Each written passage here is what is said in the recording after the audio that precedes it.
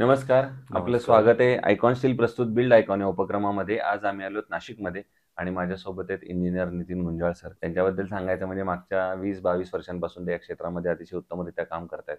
Specially government projects आणि residential commercial अशा 2 प्लॅटफॉर्मवर ते विशेषतः काम करतायत.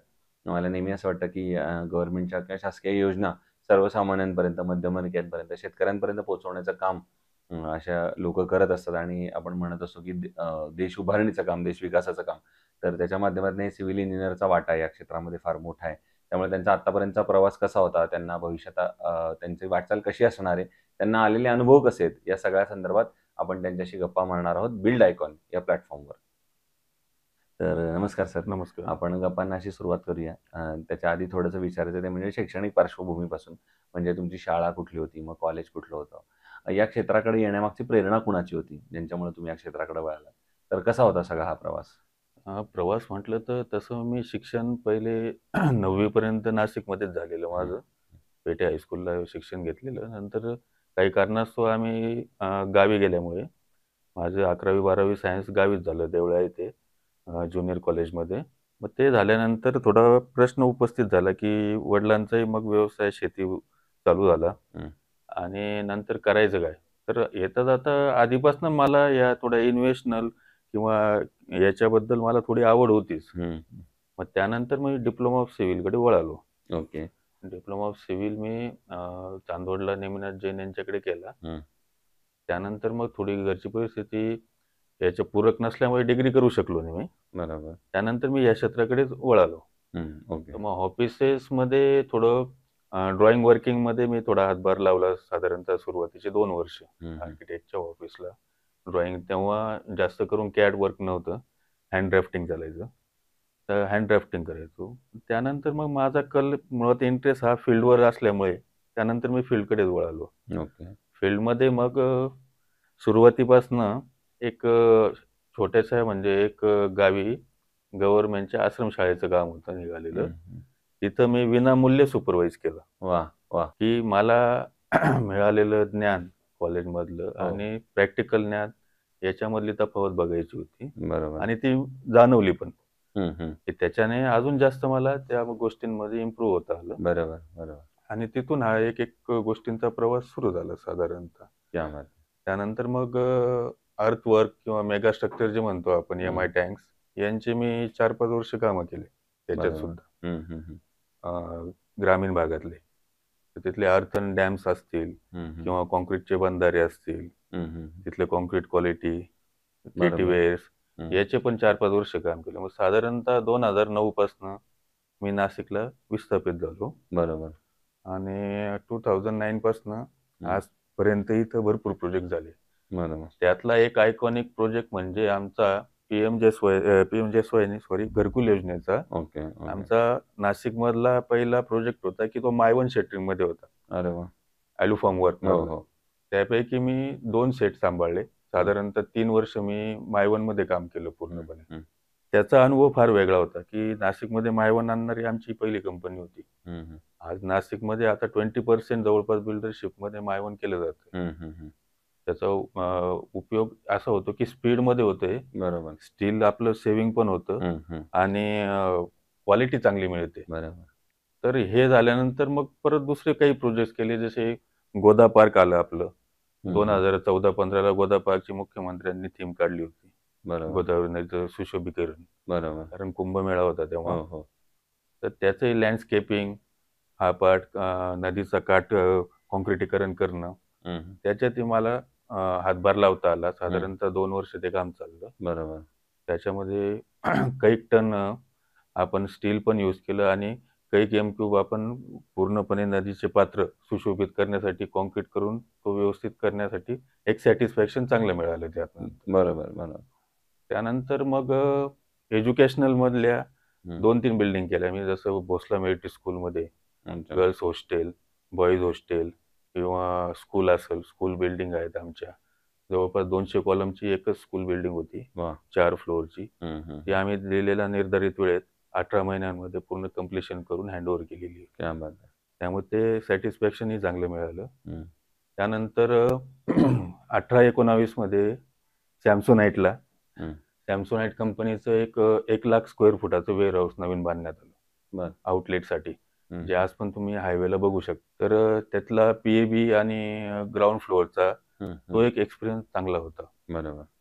इंटरनॅशनल कंपनीबरोबर काम करण्याची थोडी अजून संधी मिळाली एक चांगल्या प्रकारे, हम्म. हम्म. हम्म. आणि थोडं अजून व्यवस्थित शिकायला मिळालं त्याच्यामधून. हा तर प्रवासाचा फार महत्त्वाचे टप्पे तुम्ही त्यातले सांगितलेत आणि काही त्यातले सोशल पण सोशल त्याचं पण भान ठेवून तुम्ही दरवेळेला पुढे गेला, त्याच्यात प्रॅक्टिकल अनुभव घेत प्रॅक्टिकल. गेला आणि अर्थात त्याच्यानंतर मोठे मोठे प्रोजेक्ट्स मिळत गेले. या सगळ्या प्रवासांमध्ये मला एक नेहमी वाटतं की कन्स्ट्रक्शन इंडस्ट्रीमध्ये ही लेबर ओरिएंटेड इंडस्ट्री आहे, याच्यामध्ये लेबर कामगारांचं महत्त्व फार मोठं आहे. बरोबर. तर अशा पण या क्षेत्रामध्ये अनस्किल्ड लेबर किंवा अकुशल कामगारांचं प्रमाण सुद्धा तेवढंच आहे. तेवढंच तर आहे. अशा लोकांबरोबर तुम्ही कसं काम केलं आणि ती कशी हाताळली सगळी हां, परिस्थिती? तर ते सांगायचं म्हणजे की आपण जे अनस्किल लेबरचा उल्लेख केला, हम्म. की त्यांचा हातभार आपण 50% जास्त म्हणू शकतो. बरोबर, बरोबर. कारण आपण कितीही कागदोपत्री आपण रेखाटणी केली, हो, हो. पण त्यांचा हात लागल्याशिवाय ती संकल्पना पूर्ण होत नाही. बरोबर. आणि त्यांच्याशी डील करताना त्यांच्या पद्धतीने काही वेळेस सांगावं लागतं. हो, हो. अजूनही आहे, अजून अवेअरनेस करण्याची गरज आहे. खास करून जसं आता आपला स्टीलचा भाग आला, हं, हं. तर या क्षेत्रामध्ये अनस्किल लेबरला अजून थोडंसं अवेअरनेस करण्याची गरज आहे, बरोबर. की स्टील कसं ठेवलं पाहिजे, हं. स्टोरेज कसं केलं पाहिजे, त्याचा उपयोग झाल्यानंतर पुन्हा कुठं ठेवलं पाहिजे आणि वेदर कंडिशनमध्ये, कोणत्या वेदर कंडिशनमध्ये कुठं स्टोअर केलं पाहिजे. हं, हं. यासाठी अजून आपली जी पारंपरिक पद्धतीने चालू आहे, की उघड्यावर कुठेही स्टील ठेवलं जातं, बरोबर. यात थोडे हं, हं. चेंजेस करण्याची गरज आहे. हं, हं. नंतर जे आता नवीन पद्धतीने आता तयार झालेली की इपॉक्सी लावली जाते, हो. त्याचा वापर पण जास्त करणं गरजेचं आहे, की जेणेकरून आपल्या बांधकामाचं आयुष्य हे वाढण्यासाठी चांगली मदत होते. बरोबर. दुसरं आता रेसिडेन्शियल प्रोजेक्टमध्ये पण तुम्ही काम करता, तर त्याच्यात कदाचित बऱ्याचदा तुम्हाला कस्टमरकडनं एक वाक्य ऐकायला मिळालं असेल, की आमचं बजेट थोडं कमी आहे बरोबर. आणि एवढ्याच बजेटमध्ये आता तुम्ही थोडं ॲडजस्ट करून द्या. तर अशा वेळेला क्वालिटी आणि बजेट या दोन्हीची सांगड मग तुम्ही कशी घालता? क्वालिटी आणि बजेट यामध्ये कसं असतं, त्यामध्ये व्हॅल्यू इंजिनिअरिंगचा फार मोठा फरक पडतो. अनावश्यक खर्च आपण टाळू शकतो, पण कुठलंही कन्स्ट्रक्शन आहे, तिचा बेस जो आहे, त्याच्यात आपण कमी करू नाही शकत. बरोबर. किंवा जे लागणारं काँक्रीट आहे, जे स्टील आहे, त्याच्यात आपण दिलेल्या याच्यापेक्षा कमी नाही करू शकत. पण बरोबर. एक्सेस न होणं हं, हं. आणि जे काही आपण करतो आहे, ते पूर्णपणे क्वालिटीमध्ये इम्प्रूव्ह होणं, याला महत्त्व आहे. त्याच्यात आपण थोडीशी जी त्यांची आर्थिक नीड असते, की कमी याच्यात होऊ शकतं. हं, पण हं. आपण एक्सेस न होऊ देता ते त्याच्यात वेळेवरती बसवणं हे फार महत्त्वाचं असतं. महत्त्वाची गरज आहे. आता एक पुढचा प्रश्न आहे तो थोडा वेगळा आहे. तो म्हणजे तुम्ही इथं मूळचे आहात, तुम्ही इथं काम करताय.